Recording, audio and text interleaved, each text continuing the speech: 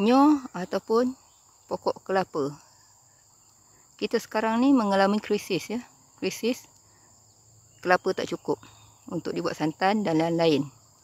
Okey, daripada fakta yang diberikan mengatakan bahawa pengeksport lebih mengeksport kepada China kerana mereka banyak menggunakan untuk satu, mengalihkan penggunaan daripada susu kepada santan, susu santan.